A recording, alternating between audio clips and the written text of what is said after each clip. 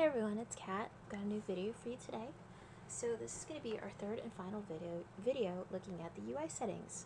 So as promised, we are going to focus on the EQ2 button. In the last two videos, we looked at hotbars, we looked at all the different windows and how to set them up and adjust them so that they make sense and make your gameplay easier, more logical. Once you get them all set up for one tune that you like, it is possible to import those to other tunes then. So what you want to do is go into your chat window here and type \load _ UI settings. And what that does is it pops up the UI settings for all your tunes. And then you can pick which tune you want to use as the example. It'll import those settings. So you'll get the hotbar sized and put in the right place. Same thing with all your windows. Okay, but let's move on and let's look at our EQ2 button. So some of these here, you'll see it's got a whole list of things that you can get to from the EQ2 button. Some of these are going to be repeats. They're going to be things that we've actually looked at before. So our very first tab here is our alternate advancements, and that's the same as our alternate advancement button down here. We have the broker anywhere window, so if you're a member, you can use the broker. You can also pull up broker from just about anywhere. There's only a handful of zones that won't let you pull up the broker, but this is something that can be very helpful if you're in a dungeon and you run out of potions or you forgot to restock before you went into the dungeon. Rather than hold your group up, sometimes it's really helpful to go to the broker, or maybe you didn't realize you needed something. Just go to the broker and buy it off there if you need to. Okay, going down the list, after that we have our calendar. So if you know that a holiday's coming up, but you're not sure what day it starts or how long it runs, if it's going to end soon, like right now we're in the middle of brew day, right? Go to your calendar, because your calendar has all those types of answers. So as you can see, we're in the month of March, we're right in the middle of brew day, like I said. So if I wanted to know exactly how long brew day lasted, when it started, when it's going to end, all I need to do is find where it says brew day on the actual calendar. Now that's the very first day that it happens, and it does this little pop-up for me, right? And it explains what it is, gives a little synopsis of it, but it says the start date and time, the end date and time. Okay, and it does the same thing for Moonlight Enchantments. It does the same thing for our monthly city fair, and it shows me which ones. I can look at upcoming holidays, like Bristlebane is our next big one, and it lets me know that it starts on the 28th and it ends on the 11th. And I can of course look at future months, so I can go into April and I can see what other holidays we have coming up, May, and so on.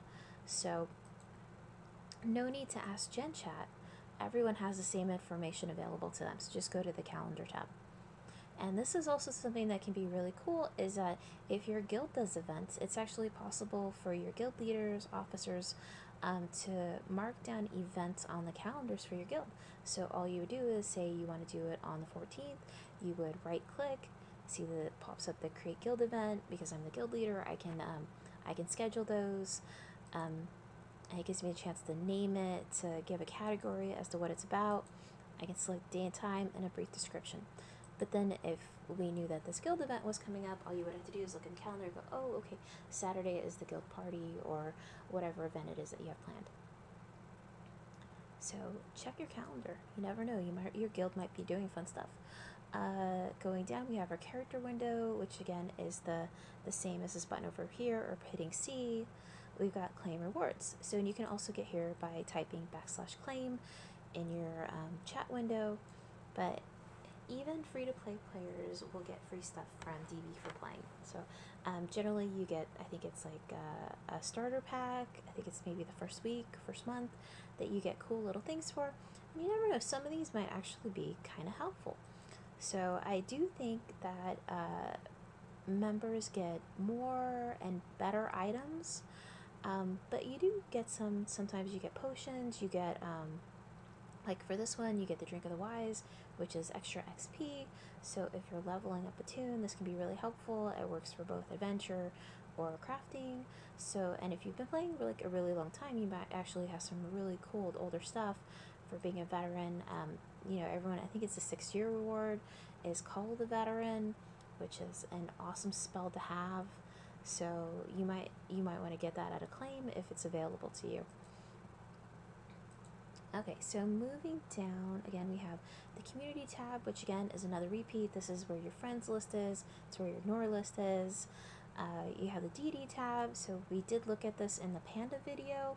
So if you want to get a refresher on this, or if you haven't seen it yet, look at my Panda video, the summer Panda events. I explained what this is with the DD points and with the attributes. We also have our Dungeon Finder tab. So a lot of times people would use this. It's not quite as popular as it once was, but they would use it to level up tunes, especially on the live servers.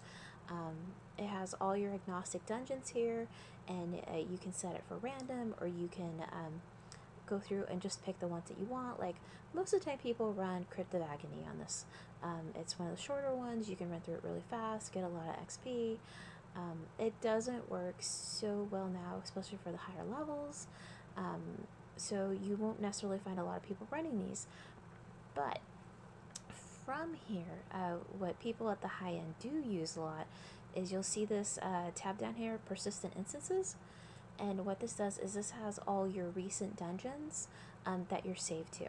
So if you ran a dungeon probably in the last 2 or 3 days, you might have an instance saved. If you wanted to go back and rerun a new version of that zone, you would have to come to the persistent instance tab and reset it and clear it so that you can run a new zone with new bosses. Otherwise, when you go to try to zone back into it, you're going to get that old instance. So like I said, you can get there from the EQ2 button, go into Dungeon Finder, and then the persistent instance tab. Or the really easy way is just to hit Alt-Z. And there you go. It just pops it up straight away. Okay, so continuing down with our EQ2 button, we also have Dungeon Maker, which people don't really run other people's dungeons anymore. That's not really a thing, but you still can actually make a dungeon if you just want to do it for decorative reasons. And a lot of the decorators do use them mostly for storage, though. I think they allow you to have quite a few items that you can store in there. Equipment infusion, we looked at this in our infusing video. So again, this is all plat infusion. So it will cost you plat to do this, but check out that video if you want more details on it. We also have our guild button. So again, this is if you're not in a guild, this will pull up all the guilds that are advertising for new members. If you're in a guild, it'll give you information about your existing guild, usually like who's online, what recent events you guys have accomplished together or individually. We've also got the housing and leaderboard.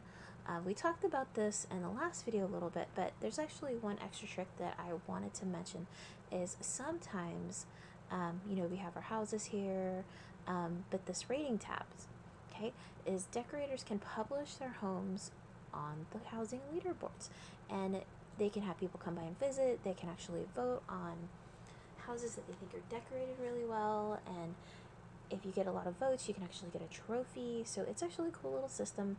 But a neat little trick is sometimes if you get stuck, okay, you get stuck on the geometry someplace, you fall down a crack somewhere, you can't get out, it won't let you call to the guild hall, it won't let you call to home, and you're just out of options, you have no place to go. This is a neat little trick that works, is that all you do is you click on a house that you want to visit, click the visit button, it'll pop you into that house. When you're done, just leave through the door. It'll put you back where you were or nearby where you were, but someplace safe. So a lot of times it'll get you out of that little stuck area and you can go about your business afterwards. Okay, so moving further down then, we've got our journal, knowledge book, looking for group. Those are all things that we looked at in the very last video. They're the same buttons as these guys over here on the right at the bottom. Okay, we've got our mail, so your mailbox. You can read your mail from anywhere. If you're free to play, you actually have to be at a mailbox to receive items. But if you're a member, you can get those items anywhere. We have a map, which again, we looked at map and marketplace. We've got our options tab, and this is actually going to be where we want to spend some time and talk about it. So I'm going to finish with the rest of my list and come back to options. So recipe book, and you'll also get here from just hitting N. This pulls up all the recipes that your crafter has. Okay, so everything you can make at every possible workstation. Okay, so your socials, and this is where you'll find all your emotes, and these are all fun, and you can add them to your hotbars if you wanted to, if you had extra space. It also gives you macros. So if you want to make a macro, I have some that are for targeting. Um, certain fights that I do a lot, that some of these ads are kind of slippery, and I want to make sure that I don't have to click on them individually. I can make a macro. I can make a macro where I link certain spells together, or maybe I want to do something where I announce something to the guild. Can be very, very helpful to do those as well. And that's where you would find them and how to do that. You've got your voice chats button here, so if you plan on playing in groups, you want to familiarize yourself with this, absolutely. You'll have to enable voice chat. This tab right here gives you the option of, whether you want to chat with people in your group or in your guild channel, officers. I'm not in a group right now, so it doesn't give me the group option, but if I was, it would give me that as an option. Okay, and then of course we have Welcome to EQ2, which is again just another marketplace pop-up. We have Help, which actually pops up tutorials for you guys. So if you wanted to look at some of the tutorials that EQ2 offers, just go to the Help button. We also have Report a Bug, and of course you can always do /bug report. And then your camping options. So again, something you can type in chat, just /camp, and or /camp space, and then the name of a character if you want to switch between tunes. Okay, so let's go back then and spend a little bit more time, a little bit of detail looking at our options. So I'm not going to cover every single possible option, but I am going to talk about some of the, I think, the more helpful ones and the more useful ones, the ones that I find people ask me about the most. Okay, so under this first tab for display, performance. So, and a lot of these under display are going to have to do with the quality of the game that you sign up for. So, and this will depend a lot on your computer. How good is it? How good is your internet connection? For some of you guys, you may want to lower your performance. It might be easier on your computer, it might give you less lag, might give you less likely to get stuck in certain spots. A lot of people have issues with guild halls. That they get stuck in them, they get booted out of the game, zoning in and out of guild halls. And for a lot of the people, if you take your performance profile to balanced or less, that'll fix a lot of those issues. People have a lot of problems when they're not on that great of a computer, but they're using really high quality settings. And of course, if you want to help out with lag, or if you're having problems, if you want the game to run a little faster, you can go through things like the water effects, particle effects, lighting, shadows, flora, and turn off as much as possible and see if that doesn't help your game run smoother, cut down on lag a bit. The other thing I like to do, and this is just more for an RP standpoint, is the character animations. Is the default for us is when you get in a fight, your mount disappears and you're fighting one-on-one. I actually like my mount. I think a lot of us spend a lot of time questing, getting our mounts, so I do want to have that shown. So I do choose the show always and not the hide or have it disappear. Okay, and this is just the basic options menu. You do have this tab up here that gives you advanced. Okay, and that does add extra options for you.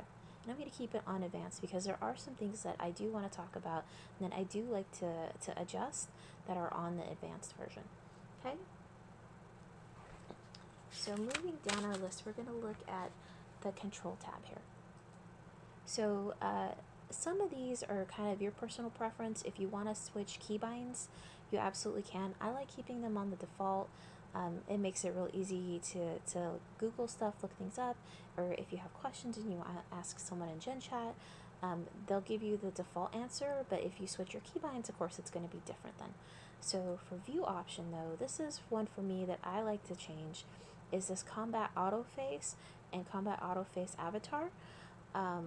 is if you've ever been running through a zone and you're trying to outrun a mob, you don't really want to fight it, you just want to get to the other side, but they hit you, and next thing you know, you swung around and you're facing them, or you're running the wrong direction now because they've turned you around. It's combat auto face is the culprit. Okay? So, because a lot of times you'll just want to leash stuff and you'll just want to get through a zone quickly and you don't want to have to get turned around every few seconds. So, I take this off. I personally don't care for it. That's something I always do with all my tunes. Okay? So, like I said, the rest of these are just kind of personal preference. Sound. So, again, you can go through and you can adjust your volume, you can adjust the music, the voices, the NPCs. It's kind of up to you. This is something that you'll probably want to adjust though if you're going to play in groups. So you want to make sure that you hear your group mates over whatever fight music is happening or sound effects. So you will want to go through and adjust, and if you're using like a third-party program like Discord, you're going to want to go through and adjust this as well. Okay, so, and again, voice options, you're probably going to want to set that up. For group, user interface. Okay, so there are a couple things in user interface that I think are kind of important. Let's start off with the game windows one. Alright, so from here, there are a few things. People, I've heard them ask about, how do I turn off the obscenity filter? Well, it's under game windows. So right here is the obscenity filter. You can turn it off or on, depending on what you want to do. Right underneath that, though, is the always show threat window. So threat window is this little guy in the corner here, the circle with the two swords through it. I definitely like to have this. I think it's especially helpful with tanks. So you know that you're holding aggro, you know when someone's ripped aggro from you. And at the very bottom here too, the last option you get is to do adornments manually. So I think it's a lot easier to do it manually. Like, you think it sounds like it might be harder, but really to do adornment manually, all you would do is in your bags, if you have an adornment, just right click on it. It says adorn, and then you click on the item you want to adorn it to in your character window. Or if you need to move to the bags, move to the bags. But if you don't do this, what happens if you want to use an adornment is it pops up a window and it says, put this adornment on one of these two items. And it's never one of the two items that you actually want to put it on. So what you have to do is you have to pick the third option, which says show me all the things that it can be applied to, which then you have to scroll through the list and pick the right one that you want. I think that just doing it manually is easier, so I always put it on that. Okay, so that's game windows then under user interface. The other thing we want to look at is name and chat bubbles. So right here. Okay, so the very first box you can check off is called show distance to target. So this tells you how far away you are from your target. Now, all you have to do is target someone. Okay, I'm going to target my pet since he happens to be right here. And what you'll notice is I've got him targeted. He shows up right here in the corner. He's got this little number next to him. It says 2. So it says I'm 2 meters away from my pet. And you'll notice if I move, right, it went up to 4. And then it went back down to 2 because he followed me, right? So I'll go back. It goes to 1, 2. See, the number moves as I move away from him. So it's hard to tell because he likes me. He wants to be near me. But that right there is your threat, your distance to your target. So for some classes, like mages for example, is we have certain spells that if you're too close, they hit for a lot less. If you're too far, they won't hit at all. So like mages, it's Unda, that you have to get right in that sweet spot. You're 20 meters away exactly for it to absolutely hit at max, but 21 and it won't hit at all. So this can be really helpful. And again, it's not just mages though. Some classes though, you will want to know how far you are to know which spells are going to work, and some that won't. Okay, so that is super helpful. I always check that off for my tunes. The other thing I want to look at is that I will get out of name and chat bubbles. And you can go down if you don't want to see everyone's names, if you don't want to see everyone's guild names, you can go down and kind of check some of that off. Sometimes that can help too with lag or just too much going on your screen. But I will go down to combat bubbles. So if you guys have done a PQ, you know that you have a whole mass of people all in a very small area. They're throwing all their spell effects, and it's probably lighting up your screen. You probably can't see what's going on, but on top of that, you have just numbers all over your screen, right? Everybody's damage is just popping up all over the entire screen, and a lot of people that lags them out really, really bad. Well, if you ever thought, God, I wish I didn't have to steal all these numbers, can I just get rid of them? You absolutely can. That's what this third party damage is. So uncheck that, and you'll get rid of all those numbers. So you won't see anyone else's damage number popping up. Okay. So moving down our list, the other thing you can do too is the pop-up messages. So here we have, these are all the messages that'll pop up in the middle of the screen. You know, you just found a rare, you have mail. If you want to get rid of some of those, if you find those annoying, you can absolutely take them off here.